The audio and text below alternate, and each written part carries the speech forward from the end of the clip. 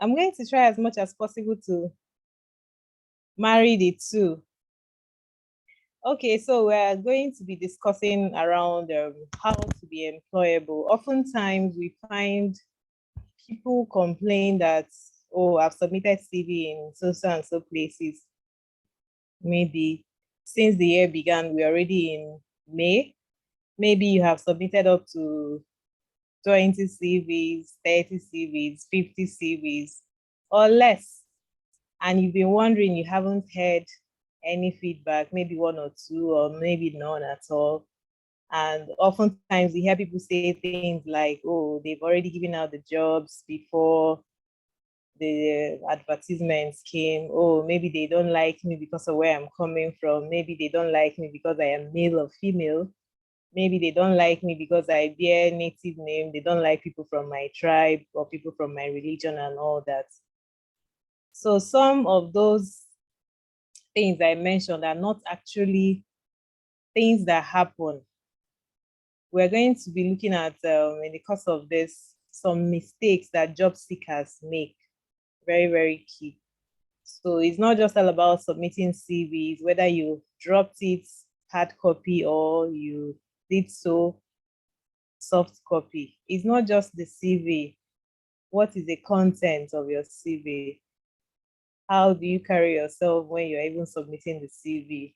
What are the kind of things you write or the kind of things you say, mannerisms and all that. So there are a whole lot of things that makes one employable. It's not just the CV alone. So for this particular webinar, I try to do justice to the following. Participants will learn what employability is, employable mindsets, things needed to be employable, some mistakes job seekers make, skills necessary for employability, how to maintain employability, and preparing for interview. Now, in the course of this, I will advise that you take a pen and a paper, keep it close so that, because if you are copying from the slides, you may not get all. I just put the slides in summary form, so I'll be talking more and doing more of explanations. So I'll start with a quote by Debisiash.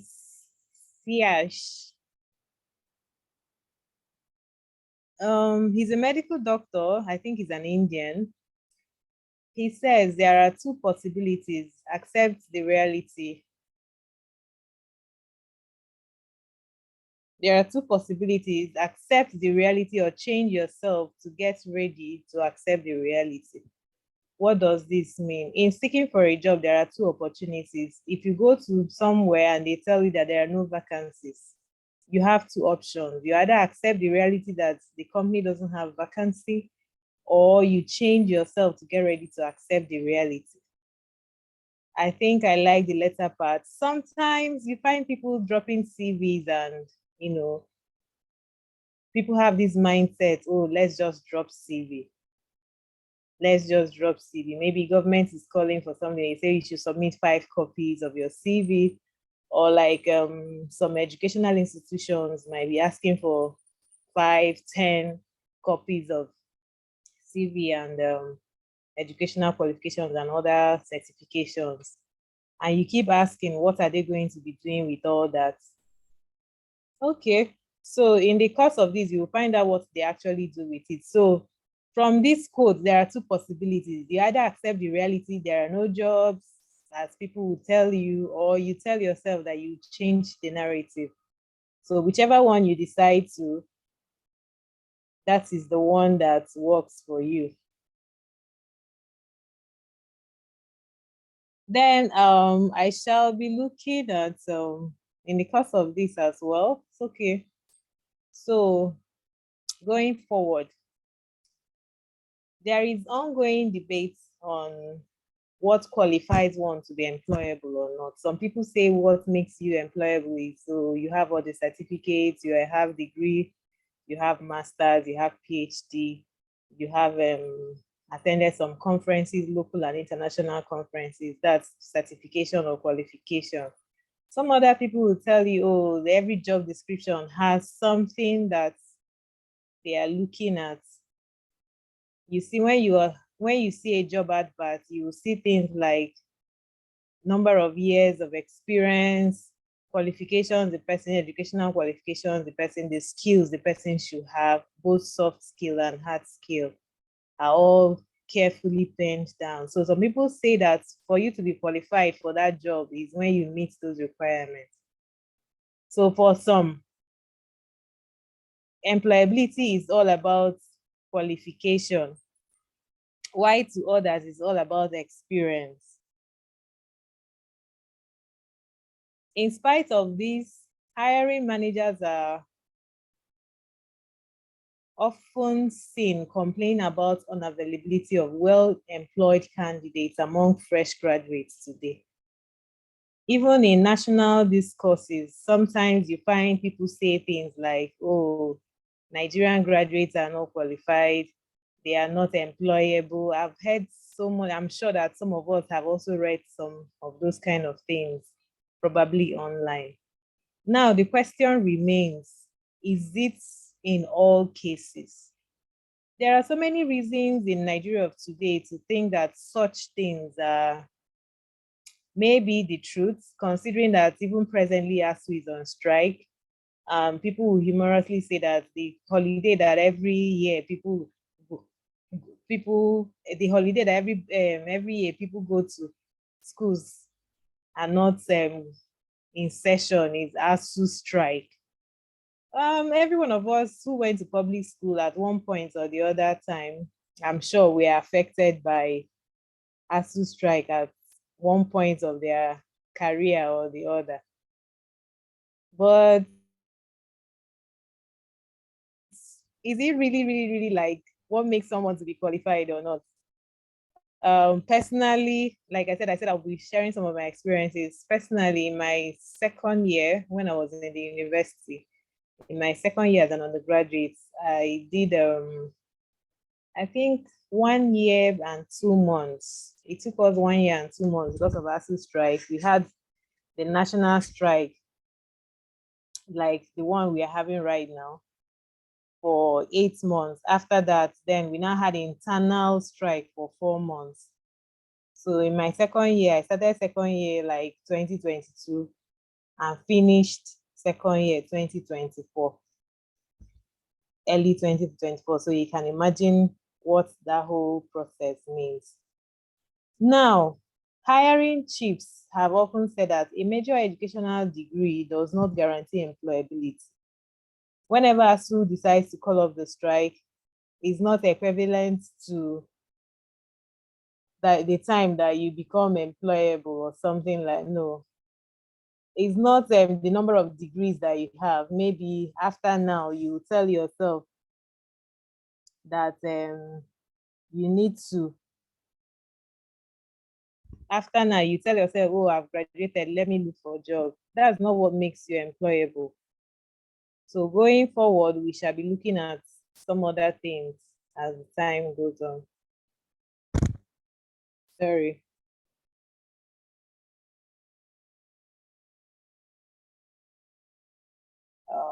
Trying to. Sorry. I think I will probably pause the slide. I don't know. It's not moving.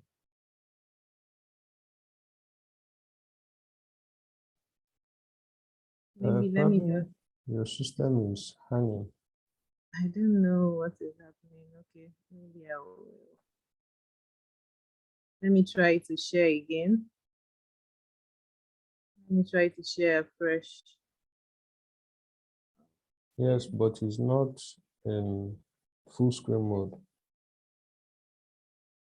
Yeah, I'm coming. Sorry about that. I don't know what happened.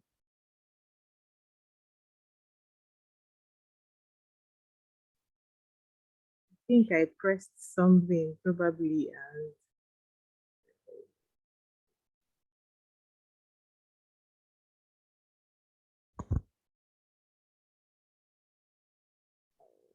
I don't know.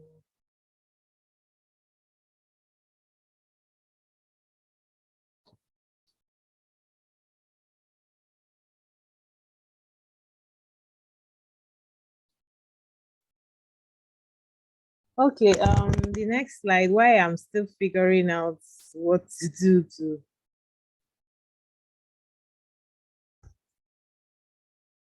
I'm really sorry about this. I don't know what is happening. Okay, let me continue because of time.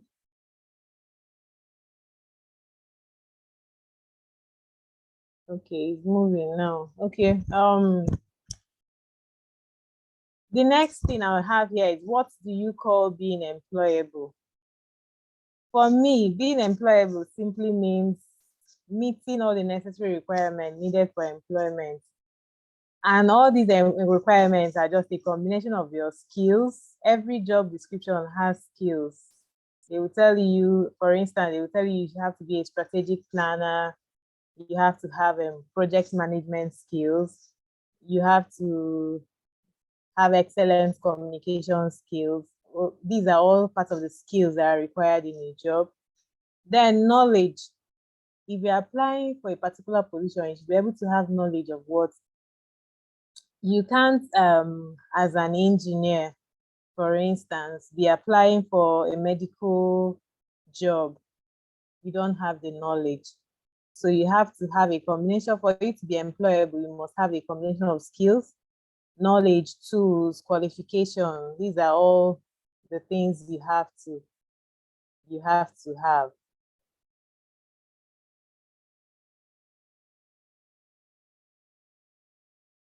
Then we shall be looking at employable mindsets.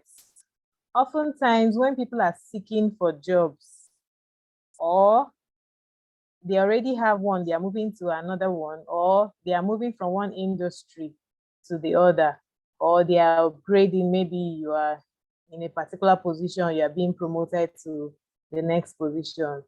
There are two mindsets people come with when they are seeking for a job, when they are being employed, when they are moving from one level to the other, when they are moving from one career to the other, when they are moving from one skill area, one industry to the other. Number one is employee mindset. People have employee mindsets. When you work in an organization, you only do your job, something that is assigned to you alone. I work with people. Sometimes you ask somebody, okay, can you come up with this idea? The person tells you that's not my job. That's an employee mindset. And it is not a mindset that someone who desires something better, something higher should have. One thing I am grateful for is the opportunity to work in NGO sector. In development field of the human development sector, one thing I've come to realize is this: you are not limited to your job description. You can be in programs today. Tomorrow you are drafted to finance. Next tomorrow you find yourself in communication. Yes, you were employed for a particular position, but you find that as you are rotating from one department or from one area to the other, you find yourself the next time in M&E, you are learning new skills. All those little things you learn is not just to appease your mindset. No. So if you're an employee and you are moved or asked to do another thing and you say, no, that's not part of my job description, you are not just doing the organization or the company, also doing yourself, because you are limiting yourself from learning one or two things.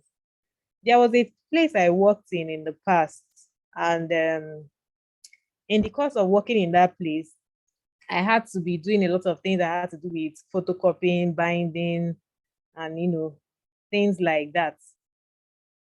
I didn't know all that, but I had to watch. When I was assigned to do that, I had to watch.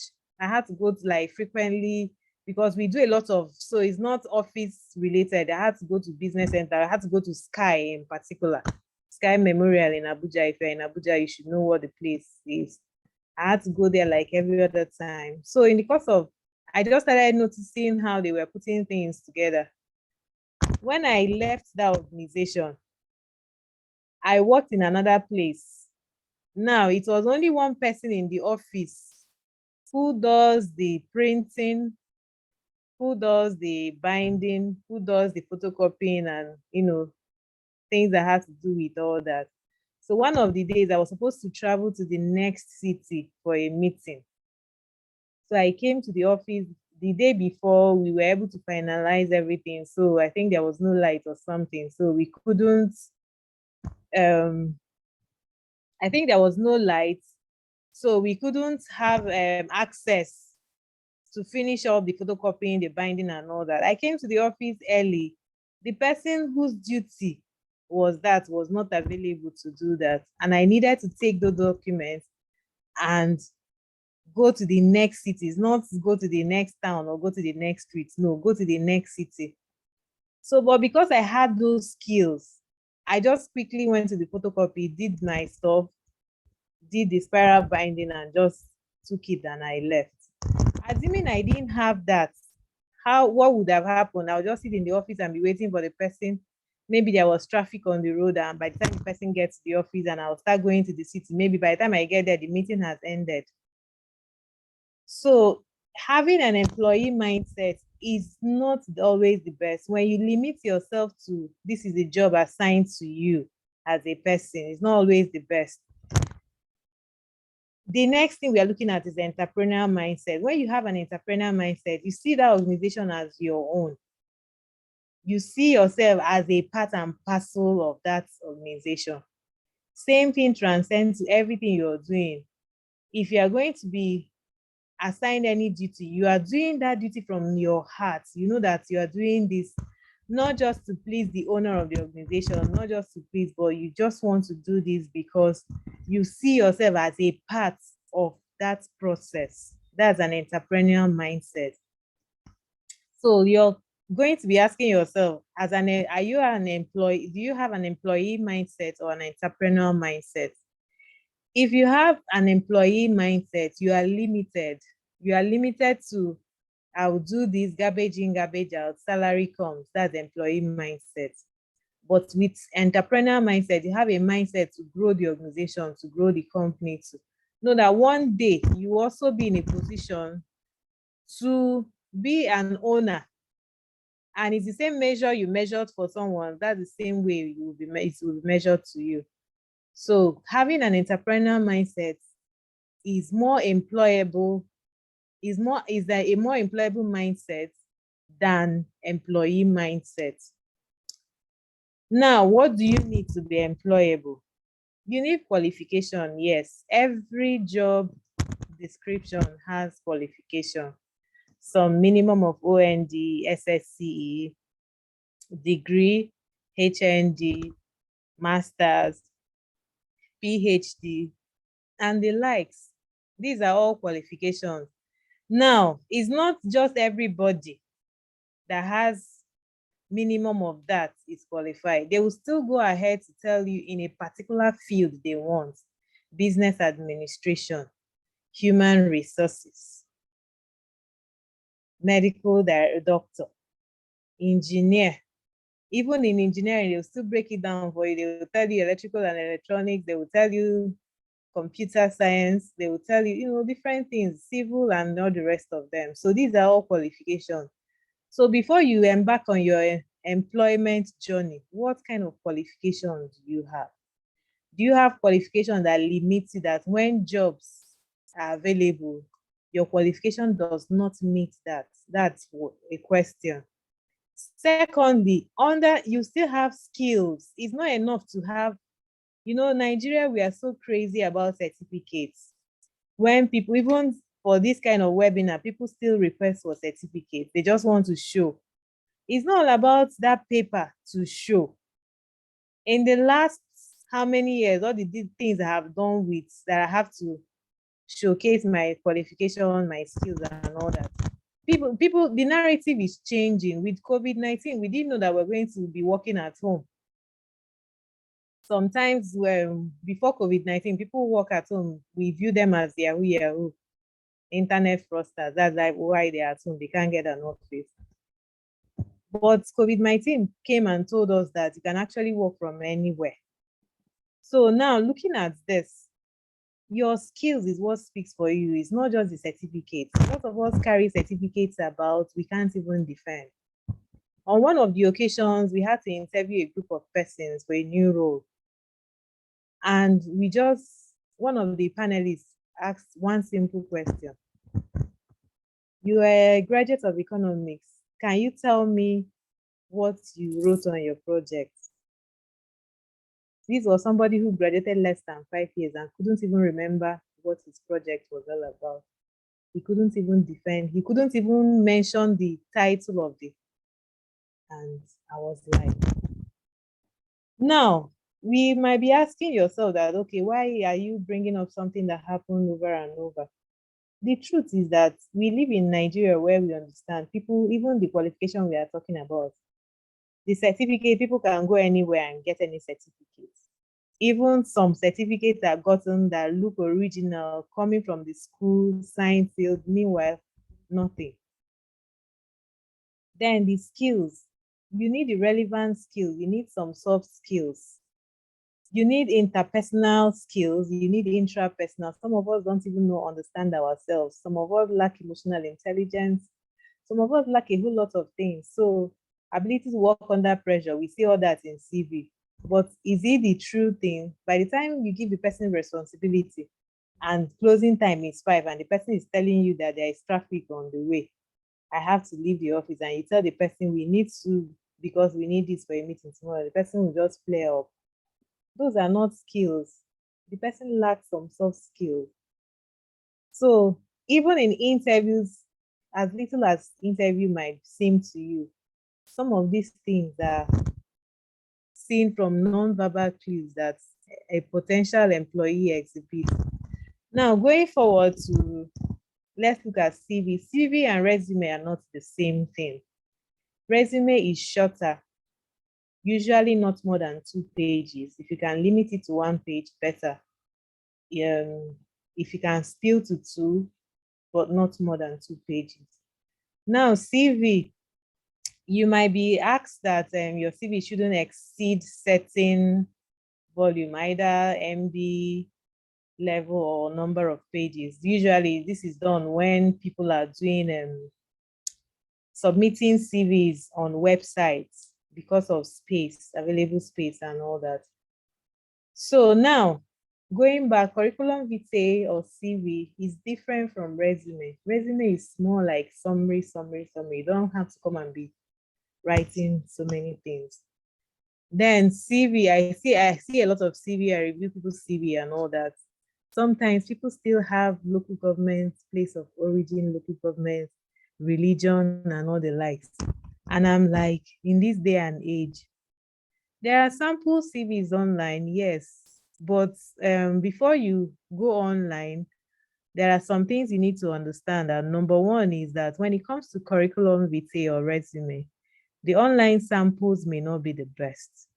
Every country has their own pattern.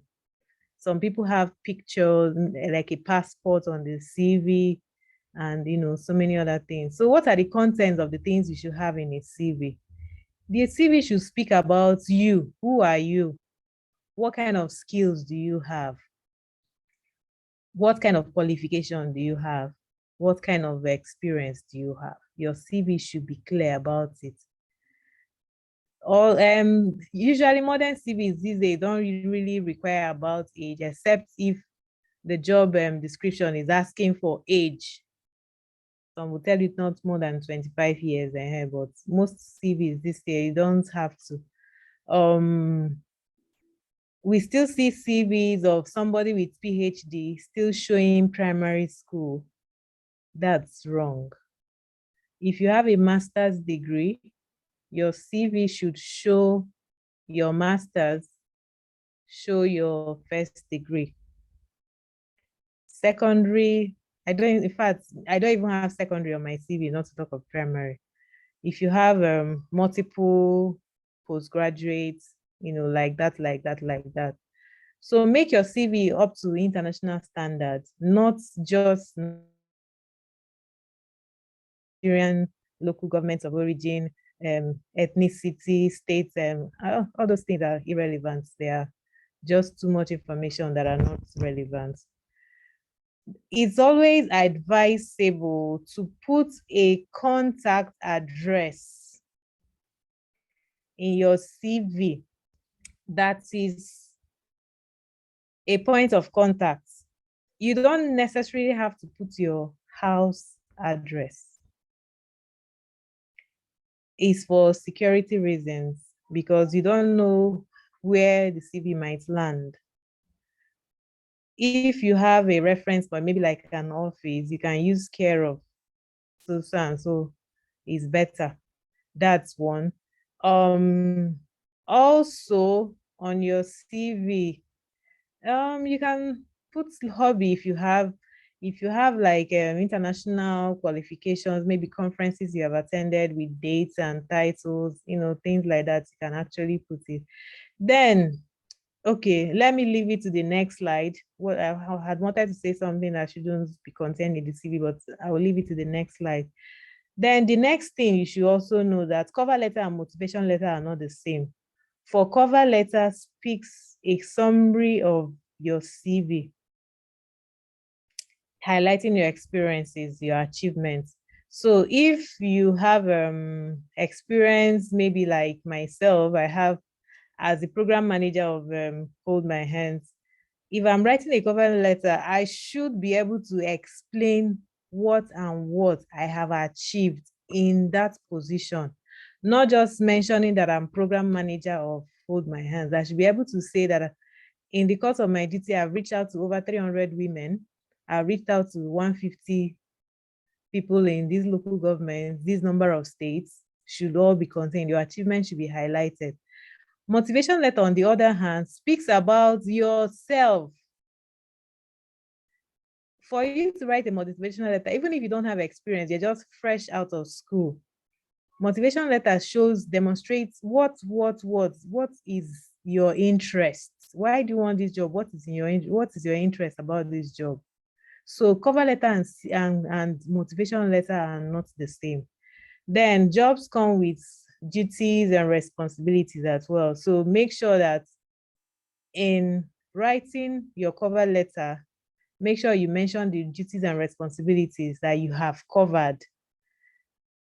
Now, you may have a CV that maybe I've worked in multiple industries. Highlight the position that you are applying for. Forget about all the other achievements. Highlight the position that you're applying for.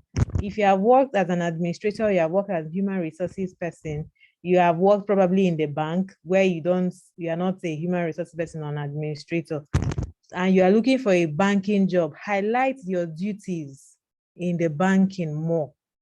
So that's why it is not good to use one CV. For each position that you're applying for, try to review your CV. Which areas speak to that position you're applying for? It may not, the CV you currently have may not speak to what you're applying for. Now, there is TOR, terms of reference. Usually when you're applying for consultancy services and all those kind of contract jobs, it comes with terms of references. So make sure that you understand what the terms of references are, the way and manner that it will also assist you in making sure that you come up with something tangible. And make sure that if you're writing a cover letter for terms of reference, make sure that areas in that terms of reference that will qualify you for that job is highlighted in your cover letter. So the next thing we are going to be looking at is some mistakes job seekers make. Please note going forward that this forum cannot exhaust all the things. So probably in the question and answer session, we might be able to trash out some other things. This session, the time allotted for this session is small, and some of these things are actually done days. If you spread it like across in a normal training, you have it like done in days. So I just try to make sure that at least I touch as much areas as possible. Some mistakes job seekers make: not responding to email for interviews. If you submit your CV resume and you are invited for an interview, whether it is called an interview or discussion or meeting or negotiation, please respond to that email. Start with whoever that the emails signed the email. Dear Mr. or Mrs. XYZ, thank you for the opportunity to be invited for the interview. Please know that I'll be there. So you put the date, the interview, put the time and the place. If the place is sorry, I'll be using a lot of references around Abuja because that is where I am. You can say your office Jabia Abuja, your office Otakwa Abuja, your office Central Business District Abuja. So always respond to that email. Don't just carry yourself. Even if it's a one-man business, every interview is planned or prepared for. They know that they're expecting 5 persons, they're expecting 6 persons, they're expecting 10 people. So his response to that email actually gives the interviewer an idea of how many people they're expecting. So when they send you, don't just say, I traveled, I just took the first flight and I came back, and you just show up for it. Shows lack of seriousness on your part. Now, some of us use the same CV for every job, like I've mentioned it before. One thing I also forgot to mention is that if you are using an address, make sure your address speaks to the job. Yes, you might be in Lagos applying for a job in Abuja. Get someone who lives in Abuja. You can use the person's address for jobs. Usually what I do is that if you submit your CV for a job in Abuja and it's carrying Lagos, definitely I won't go into shortlist you because I believe you are still in Lagos, and the job does not have provision to fly you or transport you from Lagos to Abuja for the interview, so I don't bother. Some jobs will actually, like teaching jobs, some teaching jobs have participated in the interview. We actually tell people to within certain location to apply. If the school is in Jabi, we tell people living in Jabi to apply because we don't want people coming from far areas and the salary you have to spend so much, or traffic will keep you not meeting up. You know, like school setting, you're expected to resume school probably as a teacher by 7:30. So we need people around. So sometimes some jobs can actually mention that to you. So take all those things into cognizance. Don't use the same CV for every job. Don't blind copy organizations or companies. Some of you see, you bring out a newspaper and see different adverts. Then you now see the position for secretary, or maybe jobs that are not even advertised. You begin to search for companies in Lekki and you now start writing them. Then you start blind copying all of them. That's very wrong. It's unprofessional. Nobody calls you for interview. So these are part of the mistakes that when you say you have sent in 50 applications and you haven't received a feedback, you might be making some of these mistakes. The next thing is poor salary negotiation. There are a whole lot around salary negotiation. A lot of people don't know what they want. From experience, some of the persons I've interviewed don't even know what they want as regards to salary. Let me shock you. Before you apply for a job, the person, before a job is advertised, whether it's advertised or not, before a position is created, the person who is in charge of that organization, whether as the owner or as the head, knows that that position has XY provision for salary. Now, what you will do to help yourself before you start thinking of salary negotiation, usually comes during interview, is this: always have it at the back of your mind that you need to understand the territory you are in. For instance, your CV shows you are a manager of a microfinance bank. Don't forget that there are commercial banks and there are also managers of such banks. Don't forget that there is CBN, and CBN has managers too. So all of you are managers of banks, but different levels of bank. So now, because you are coming from commercial, because you are coming from microfinance bank, going to commercial bank, commercial GT access, and all the rest of them, then you now begin to put something that you are not earning from where you're coming. Yes, I understand the fact that a lot of employers these days will ask for pay slip, but we know the Nigerian setting now, the pay slip thing is not like final, because pay slip can be gotten from anywhere. It can be printed, signed, and look genuine when it is not. That's aside. So poor salary negotiation is when people don't even understand. You don't know the terrain that you are coming from. An employer, there are certain things an employer is looking out for. When your CV is submitted, the person knows where you worked last. The person does research. Usually, we don't just do random selections. All the interviews I've participated in, we don't do random selections on people and just give them opportunities to come. No. You also do research. If the person says, I worked in XY company, you do your Google search of XY company. XY company does not have a definite address. XY company does not have a website. XY company does not have social media handles that are active. And you now come back and say you earn 300,000. That's a lie. The necessary, the requirements thing that such organizations have, yours is not meeting. What you are putting is not commensurate with. So we also do check on you. It's not just you doing check on the company, also do check on you. And these are part of the ways, because when people start lying, it also shows a level of lack of integrity in the whole process. And nobody wants to employ anybody. Even if you're not the owner of the place, you are answerable to the owner. So you don't want to employ somebody in a position that the person is not being truthful. I also then sometimes people are okay, let me go down to talk about desperation to get a job. Most times people are desperate to get job. Sometimes I ask people, okay, you're looking for a job, what do you, anything, I just want to be going out and be coming back. That's a very serious mistake, because when you come with that mindset of anything, if you attend interview with that mindset of anything, the panelists have seen your verbal and non-verbal desperation to get a job. And some employers, can use that against you. In salary negotiation, they can negotiate lower than what they intended because of your desperation. That's one. Secondly, that desperation thing makes you accept any and anything which may not pay you by the end of the day. You find out that you are struggling, you are working, but you can't find anything that whatever thing you are earning from the job is doing for you.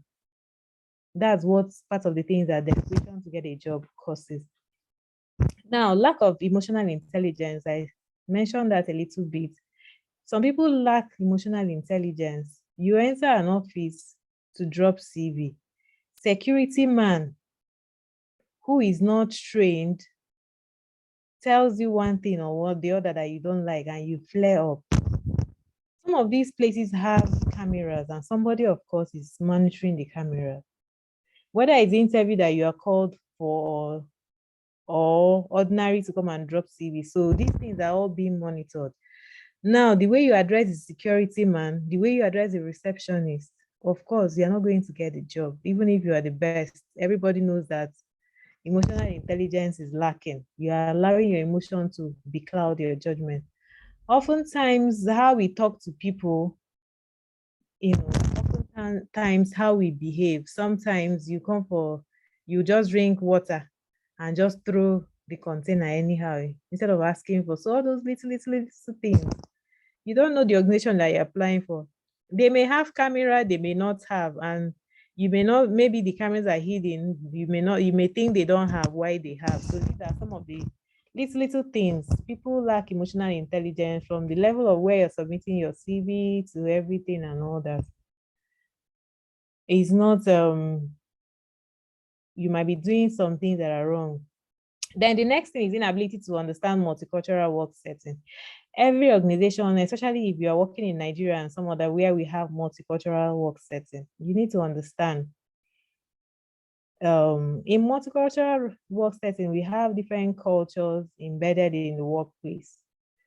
You are coming from different places, you are coming from different backgrounds. So eventually, we are, as human beings, we are made up of where we are coming from, our experiences, so many things around us, environment, education, and all that. So if you don't understand the multicultural setting of a workplace, it might be a problem for you. You might greet somebody in a way that the person doesn't describe as greeting, which might cost you that job you're looking for.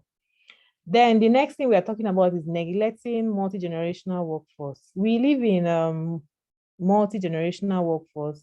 We have the baby boomers still, some of them are still working. We have some grandparents who belong to that generation that are still working.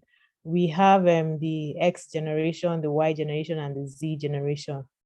Now, each of these generations have different ways of reasoning, different methods, different mannerisms. So if you are going to do a job in a setting, you have to put all these things into consideration. The way and manner if you are in interview panel, the way when you have different generations, the way they interpret the candidates, you need to understand that it's not the same. They look at you based on the generation they belong to, their time, how were they behaving, how were they doing things when they were. So these are part of the things that you need to understand. So don't neglect, maybe you now say, okay, you meet somebody in the same generation with you and you begin to converse with the person and you are carried away. No, you have to put every other person into the picture. Try to find a way to carry everyone along. Okay, I think now the next thing we're going to be looking at some skills necessary for employability. I put them, instead of putting them as 12, I grouped them 3, then have going to be explaining. For you to have the necessary, one of the skills you need to be employable is expertise. Now, you ask yourself, oh, someone fresh from school who has no work experience, how do you gain expertise? Part of the things that in human resources we found out is this, like outside the country, you find people do things like summer jobs. You're going to school during the holiday, you go and work maybe in a cafeteria, serve coffee, wash plates, and all that. It gives them sense of, that's why I brought it. Find them living homes at age 18, age 21. You find them living homes at that time. It's not because it cannot be duplicated here or such things can't work here. No. Some of, when you work with people who did IT, they have is different from somebody who is just fresh out of school and you're working with the person. Expertise is not just qualification, number of degrees you have or certification, skills. And some of these things can be gotten, we spend so much time posting things on Instagram, posting things on WhatsApp, posting things on Facebook, commenting on every post and laughing about so many things. The internet is filled with so much material that can be helpful and useful to us. You need expertise. Expertise is not just gotten because you have spent a number of years in your profession. No, you need expertise. Anything you are doing, whether it is business you're doing, whether you're working for someone, working for yourself, whatever, you need expertise. How do you do that? Take inventory. Look at areas, what you are doing. Even if you are working in government setting, there is an assignment given to you. It requires take inventory of yourself. What am I doing well? What areas, skills do I lack? Take inventory. After that, follow the market. Following the market here is not, you work in a particular industry. If you are in security industry, is an industry. Whether you are in private, public, is an industry, you're in the security industry. If you're in the banking sector, whether you are in commercial bank, whether you are in a microfinance bank, whether you are in CBN, you are in an industry. So follow the market. Don't just limit yourself to a particular organization where you work. Even if you have spent all your career life in that place. Look more at what other persons in that industry are doing that you can scale up your skills.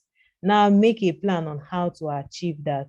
How do you achieve that? When you have identified that there are things that you are lacking, make a plan. Are you going to do, maybe you need to take a break, do another degree. Maybe you need to do some online courses. Maybe you need to go to a physical class to learn. Maybe the internet is filled, like you have so many on human resources, so many in IT, you have a lot of things, videos on YouTube, you can sit in the comfort of your home to watch. So you don't necessarily have to be in a classroom. Just put it, play it, sit down, take notes, do things, just grow your expertise. Then the next thing is brand. This is very, very key. Brand, when you brand yourself, it's not, people now begin to make references. Even when you move from one organization to the other, people still make references to you. I do a lot of consultancy work, and the majority of my consultancy work are referral. Majority, if I've done like 100 jobs, 80 of them are referrals. So you have to grow a brand, let people know you with delivering on time, finishing your work as and when due, giving exceptional. You know that when somebody gives you a job, the person goes to sleep and the job gets done. So in branding, do exceptional work. Let your work speak for you. Don't give excuse. There is no light, there is no this, there is no, all those things are all excuses. Create a visibility strategy. Now, a lot of people use the social media to create visibility strategy. That's good.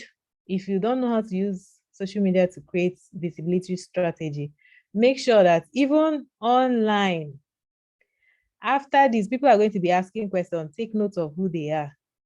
Zoom gives you an opportunity to private chat somebody as the session is going on, get their contact, continue the discussion outside here. So create a visibility strategy. Don't just wait and sit down and be waiting for things to fall to you. No, it doesn't work that way. Define your brand. Let people know you for what you stand.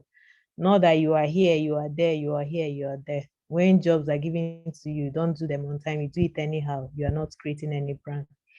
Now, the next thing is connection. This speaks about a lot about networking. I've mentioned it now before this one. You need to create connections online and offline, anywhere you find yourself. That's why you have things like elevator pitch. Yes, pitch, but it doesn't end on pitching. You need to take further steps. What are the further steps you can take? You need to take further steps. If it means that as they are looking for a job, you have sent your CV online and they didn't respond, take further steps. Go to that office. Dress well as if you are prepared for interview. Go to the office. I've been to an office, I didn't know anybody. I said I want to see the manager because I dressed well. Eventually, I saw the person, I came. Although because it was a government setting, so there was no vacancy that time, but at least I was able to meet the person I went. So take further steps. Don't just sit in the comfort of your home. Take further steps. You have submitted CV online, you didn't hear anything. Even if there was an advert, nothing stops you from calling the office. Nothing stops you from going there to ask questions. You submitted CV 2 weeks ago. Now you haven't heard anything. Don't just sit down and say, if they like, let them call me. If they like, shouldn't call me. Now, branch out after you have taken steps. Branch out. You can be chatting with somebody there. Maybe when you go to the office, now you now meet somebody, and the person you are chatting with now tell you, okay, their sister company or the next branch have vacancy. That's how you branch out. Then make networking a habit. Always connect to people. Okay, I think we have sorry. Okay, how to maintain employability according to Richard Miller. Let me not go to too much talks. Learning things that matter, learning in teams, envisioning what has never been said, what makes it happen, and all that will make you forever employable. When you keep yourself updated, you forever remain employable.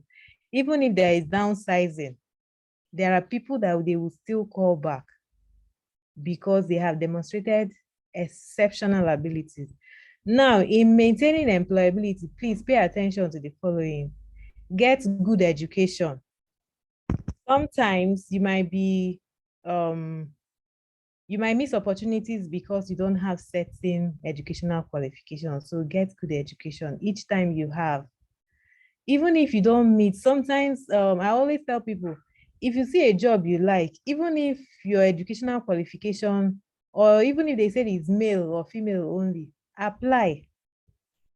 I've applied for a job that, in fact, I didn't even know about the job. That night, I just couldn't sleep. I went to the parlor, I picked up a newspaper, I saw the advert, and it ended 5 p.m. that day I saw it. And I was just seeing this like 9 p.m. That night, I had a print at home. I printed everything I needed to print, did everything. In the morning, I got up in the morning as if I was going to work, dressed up, carried myself with all the things I've printed from the previous night, the cover letter, the CV, and certificates and all that, went to that place and submitted. When I got there, the man said, oh, the person I met said, oh, that they closed yesterday. I said, I just saw it yesterday, or that I didn't know. I was just praying in my mind. They collected. Eventually, I got the job. So don't just keep yourself and be saying you don't have money. If you don't have money to enroll in a degree, you can get some use online applications and tools. You have Udemy, you have Duolingo to learn languages, you have Allison, you have, there are a whole lot of them. Even Harvard Business School have some free online courses. There are a whole lot on the internet. Coursera, so many of them. Some of them you cannot get a certificate except you pay for it, but you can do online free courses. So why don't you do the free courses? Take your notes, watch the videos, and get the knowledge and forget about the certificate. So make sure you use all these tools to learn. Get a coach and a mentor. A coach is different from a mentor. They are not the same. Somebody can be a coach and be a mentor, but the work they do are not. Coach is when you have knowledge gaps, coach helps you. When you have skills gap, coach coaches you. When you have knowledge gaps, now you have the skills, but you don't really know how to apply it. Then a mentor now gives you their own side of the story and helps you. Volunteer always. Volunteering can never ever. I still volunteer till tomorrow. Most times I have crazy deadlines to meet. I still volunteer. I volunteer for my friends. I volunteer. In fact, even what I'm doing right now is a volunteer work. So volunteer. Volunteering is another way of making your connection. The networking part is when you volunteer, people now know. Don't say, I don't have a job, I need something that will pay me money. No, volunteer, keep your time, use your time, volunteer. Because when you volunteer, it helps you to put yourself out there and people begin to know, oh, this, that is what you can do. But when you now sit down and just be lying down and say you're looking for a job, it's from volunteering that people know that, okay, you were able to do this. Oh, okay, let me tell you somebody who can help you to do that. So volunteer. When we say volunteer is nobody outgrows volunteering. Don't think that volunteering is something for people who just came out of school. Now, I just mentioned a few things. In preparing for interview, research about the organization and frontliners in the industry. If you're looking for a job in a local NGO, research about people who are working in the same focus areas as well. So that in your interview, if you make reference to, there are some things that this organization might be doing that they're not doing, that you can chip into them during the interview that will make them know that you have gone the extra mile that will distinguish you from others. Don't just sit down and just talk about the organization. Some people, when they come for interviews, they will just tell you that they don't like how the gate is. They begin to tell you what you need to fix. When they ask you questions like, do you have questions like for us or suggestions? Be smart about it. Don't just start saying things that are irrelevant and they'll be, this one that has not even entered and it's already telling us what to do. Why should we employ such? Be conversant with duties you are being interviewed for. If you are being interviewed as a secretary, what are the secretarial duties expected of you in that organization? Don't think about secretarial duties you had where you're coming from. That particular organization, do you understand what the secretary is expected to do? Be conversant with them. And usually such things are contained in the job advert, so make use of it. It will help you to answer better questions in interview. Have good understanding of questions asked before you answer. A lot of people rush before you finish, they have answered and they answer nonsense. Make sure you understand questions. Some of these questions are very, very tricky. You might be answering one thing while you are not doing anything. You're just beating around the bush. So understand questions that are being asked. Be truthful diplomatically. For instance, when there is gap in your CV, maybe as a female, maybe you had a child and maybe you decide to stay at home before you continue working. That's a gap in your CV. Be truthful about it, but diplomatically. Don't just come with you had a child. Diplomatically, you can say family exigencies. Anything can be family exigencies. More diplomatically answered than you had a child. If you just say you had a child, then means you're telling your new employee or potential employer, sorry, that if you also get pregnant in this job and have a child, you're also leaving and taking a break and the person loses. So the person wouldn't want to employ somebody that you would train and the person will leave maybe after 9 months. So be diplomatic in your truth. When they ask you why are you leaving the place you're working and you say that the man doesn't like you or the woman doesn't like you or start saying all manner of things. So invariably, if I employ you and if there is problem, you also leave and begin to tell other people bad things about me. Nobody wants that. So be diplomatic. You can tell yourself that career growth, that where you're coming from, there was no challenge, or you feel that you have exceeded the challenges of the job. So you want something with better challenges to enable you further ahead in your career. It's more diplomatic truth than you had problems with your boss. Demonstrate enthusiasm in your interest in the company. Some people, when they come for interview, they are just cold.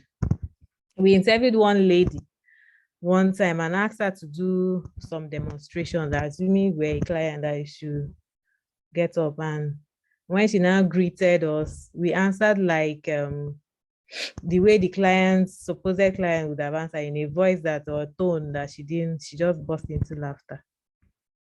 That was very unprofessional, and the interview she didn't get the job. So demonstrate enthusiasm and your interest in the company. Sometimes you find people like in your company, you are answering interview questions and you're telling them in your company, like in your organization, like in your company. That means you're not a part of it. But when you say in our company, then the person feels, oh, you're an entrepreneur, you have entrepreneurial mindset, oh, I should employ this kind of a person. Be careful in answering questions like, what have you done to improve your weaknesses? Those are like tricky questions. They are not asking you to enumerate your weaknesses and tell us how you were able to. No. You can turn the weaknesses into strengths. You can say things that are strengthful. For instance, if you ask this kind of question, you can say things like, my weaknesses, I notice that I have to give my best to a job assignment given to me, no matter how stressful it is. I make sure that you are answering the question in a strength way, not in a weakness manner. But when you now say, oh, your problem is that you don't, because you live far away and you don't want traffic to keep you on the way, and when things like that, oh, okay, I don't like staying in the office beyond 5 p.m. because of traffic. Then you're also telling the person invariably that, oh, if I employ you and it's 5 p.m., even if we have to meet president the next day, you're not going to stay. May we meet you? People begin to say all manner of things. You hear things like, I'm the last child of my parents. I have 5 siblings. All those things are irrelevant. May we meet to talk about your education, your qualification, talk about the skills that you have. Those are things that are relevant to the job, not how many children you have or not how many children, people, siblings you have and what your parents do. They are not relevant to the job. Okay, in conclusion, employability is not about certification. It's not about certification, but what you will bring to the table. It is about creativity and innovation you, a potential addition to the organization or company, is bringing that others before you do not have. According to Barack Obama, with the changing economy, no one has lifetime employment. There is nothing like lifetime employment, even if you're a business owner. Uncertainties of the economy. Ask people who have businesses. Some businesses have to shut down because of uncertainties in the economy. So there is no employment that you have that is lifetime employment. Have that at the back of your mind. But community colleges provide lifetime employability. Invariably, what it means that when you attend, things come, for example, community college, you build networks. So even if you don't have a job, you always run into somebody, or somebody you have done work for, or somebody who will refer you, or somebody who will just give you good referral to somebody, or things like that. So you, in that community, you always find, that's why I keep talking about volunteering. You always find somebody who will say, oh, I know somebody who can write well. Okay, let me refer her to you. Now you've gotten a job, you sat in your house, you didn't apply for any job.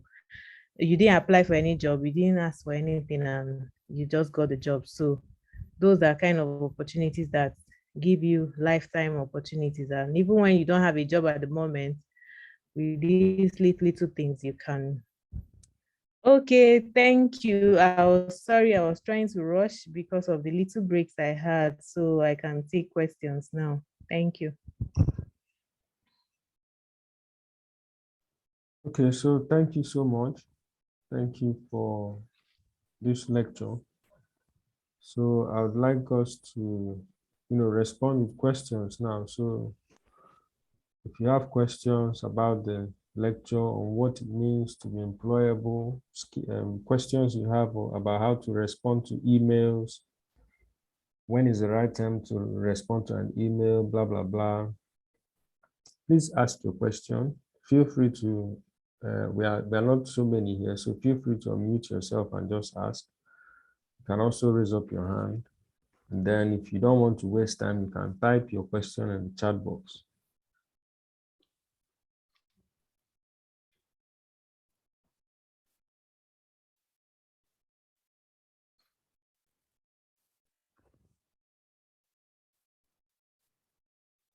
So do we have any questions?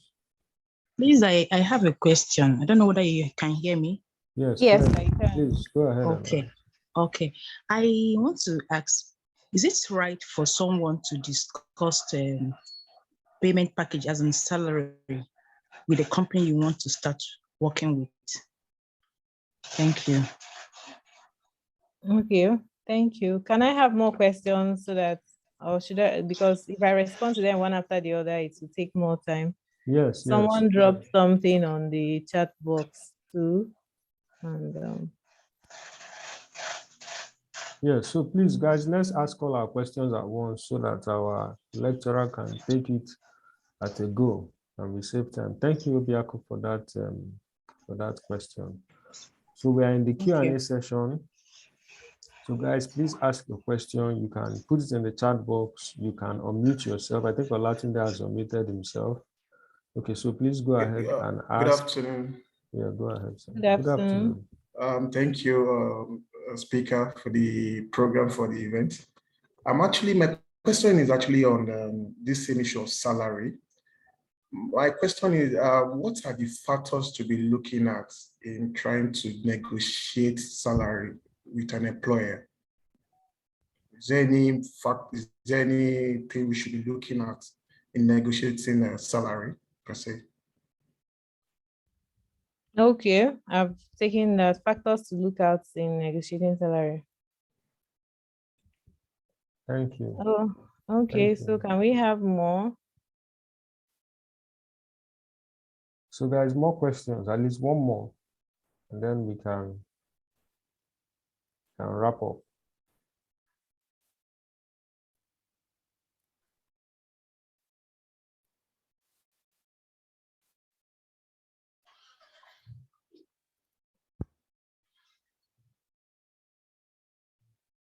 Okay, someone dropped question on the chat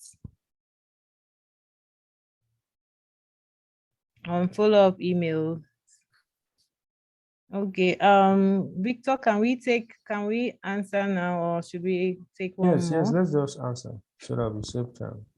Okay, the two questions, the question from Obiaku and Olatunde are similar. You asked salary negotiation, Obiaku asked salary negotiation, whether it is wise to negotiate salary, and factors in salary negotiation. Okay,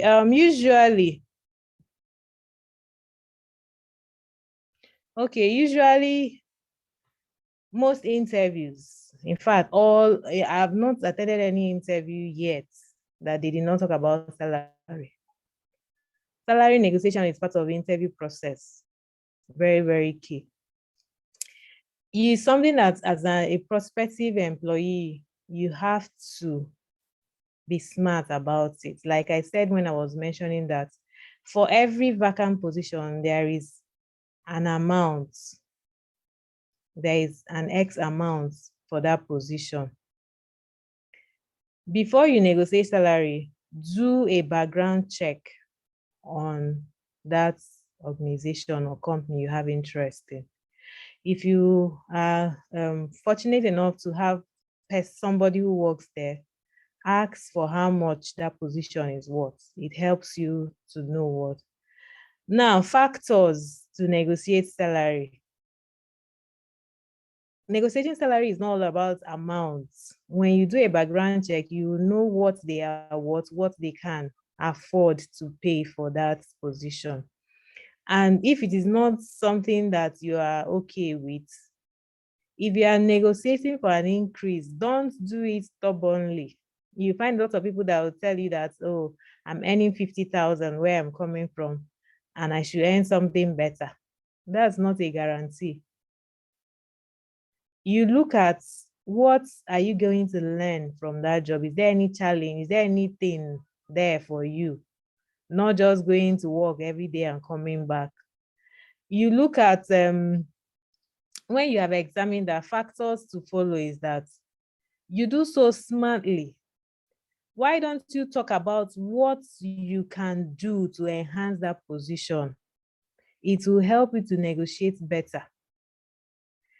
Sometimes they may tell you in the panel, they may tell you that they have this position is worth 100,000, worth 150, worth 200, worth 500,000, worth 1 million. They will tell you in the interview whether you are okay with it. Even if you want something more, you will not just come and say, no, I can't, 500 will not be enough for me. No, you